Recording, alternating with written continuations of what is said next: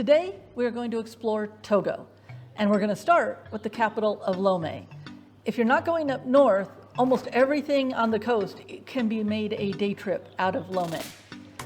Lomé is a small city. I say that when you can cross a city, the main portion of the city in about 15 to 20 minutes, I consider it a pretty small city. But it's a nice city, and there's not too much traffic, which is really nice.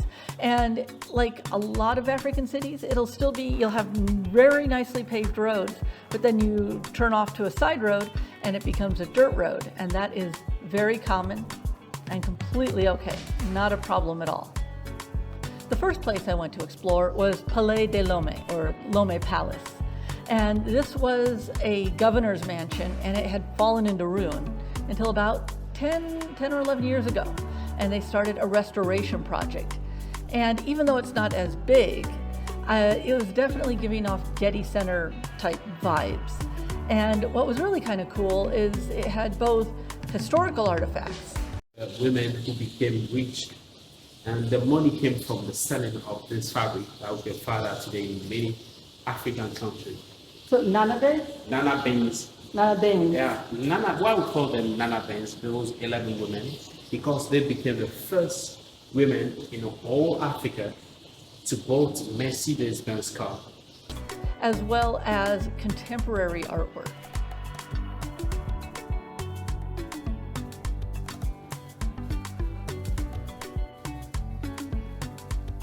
There were a couple spots where they would show you what it looked like before, and then you could see the after of what they did. And one of the nice things about Lomé Palace is that they have a botanical garden around the premises, and by itself, it's a nice walkthrough. There's statues here and there, and there's little lily ponds, and all sorts of things to look at if you decide to wander the grounds. If you're in Lomé, it's definitely worth a couple hours of your time. It's a nice, relaxing, and informative afternoon. Next in Lomé, we go to the Grand Marché, the Grand Market, the central big market. And you know me, I love a good local market. And this is definitely a good one. This one is actually especially good if you are a little bit shy about the big African markets. If you get a little claustrophobic and you don't want to go to one of the big ones where you're going to get crowded in and locked in. This one's nice because it is all just on the streets, okay? So while cars and that can go through, it also means you don't ever get trapped deep inside, okay? You're always on a street and you can always find a way out. And the other thing that's nice about that is all the aisles are, everything's fairly wide. Even when there aren't cars coming and it's mostly a walking space, it's nice and wide. So you don't get that crowded, claustrophobic feeling that you get in some markets. So whether you're a market veteran or a newbie, this is a great market to visit. And whenever you look up anything about Togo or Lomé, you'll often see a picture of the Sacred Heart Cathedral. And I bring it up because it is actually in the middle of the Grand Marché. It's in the middle of the local market. So you can't go to the cathedral without going through at least a portion of the market. And I will let you know that as of January 2025, they were doing a little reconstruction on the outside. I don't know how long that's going to take, but the inside is fully functional and you can go inside and look. But definitely plan a visit to the Grand Marché and the Sacred Heart Cathedral together because they are right there.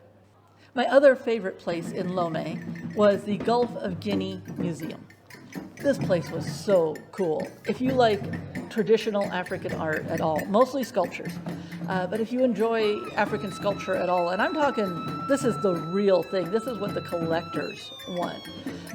These are pieces that are decades, if not hundreds of years old. And they are from the entire region that surrounds the Gulf of Guinea, which is this whole trip I'm doing from Ghana down to Namibia, but it includes even further west with Guinea and Sierra Leone and Cote d'Ivoire and all that too. So this whole region, all the way on down to Congo. Okay, so you got Cameroon, you got Nigeria. They are all represented in the Gulf of Guinea Museum. And it's one of those places, you know, they didn't stick everything in glass cases and put little, I mean, there's tags on them to show where they're from, when and where, but they didn't put a lot of information. It's not that kind of museum. It is a few rooms, but they are just packed with sculptures.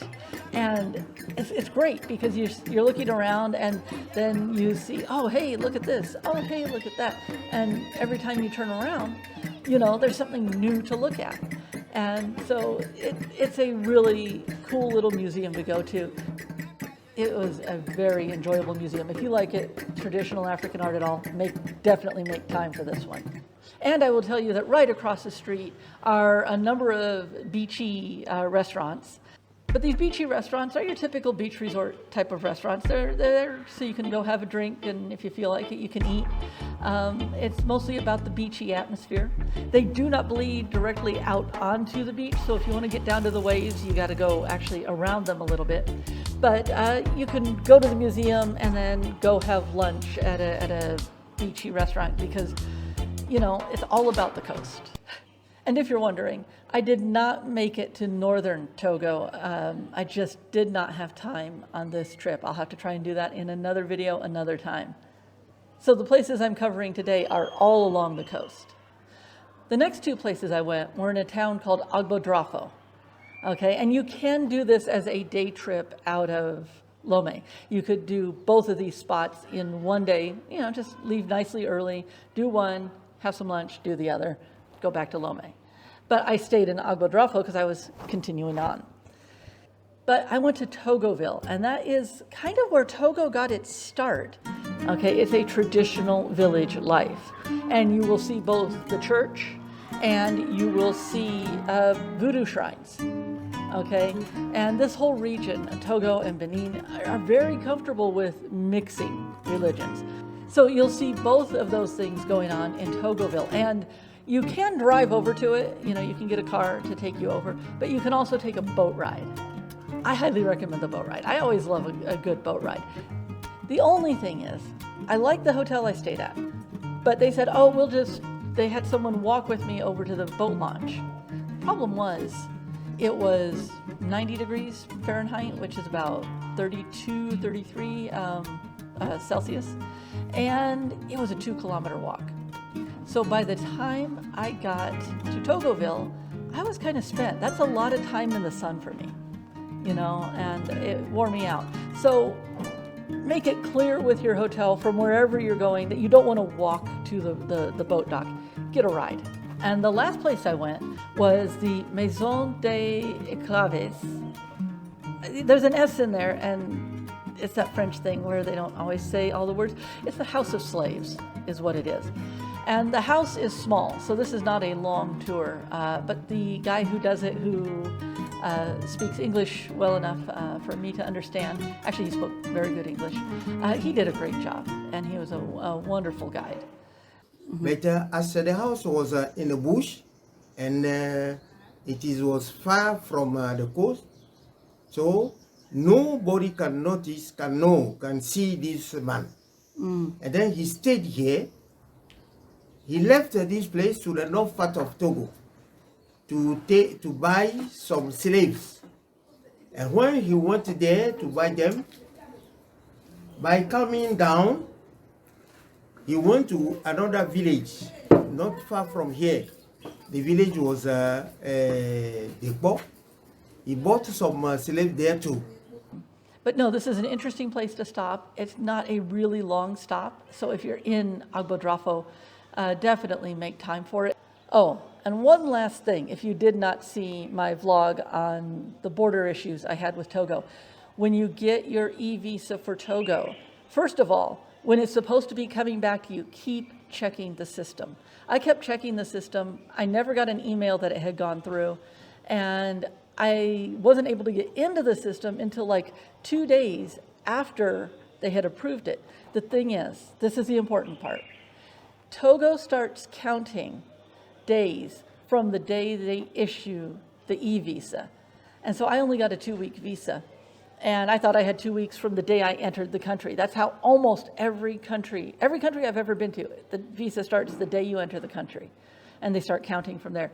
Togo starts from the day that they issue the visa. So don't get your visa too early. If you think you're going to stay 2 weeks, go ahead and get the 30 days just to be safe, because every day that you overstay, I overstayed 3, is 50,000 SIFA, which is at this time in 2025 is about $80 a day. So don't make that mistake. Also, the other thing is when you print out your e-visa, print out 2 copies. Okay, print out 2 copies, because they will take one, and that's the thing that has the information on it of when you're supposed to leave. So just be careful with your visa time when you visit Togo. Be very certain of when you're supposed to leave. So that's it. It was a short jaunt through Togo, but definitely an enjoyable one, and I did get to see a lot. And if you find yourself in Togo, I hope you definitely hit some of these highlights I've mentioned. Thanks for joining me. I'll see you next time.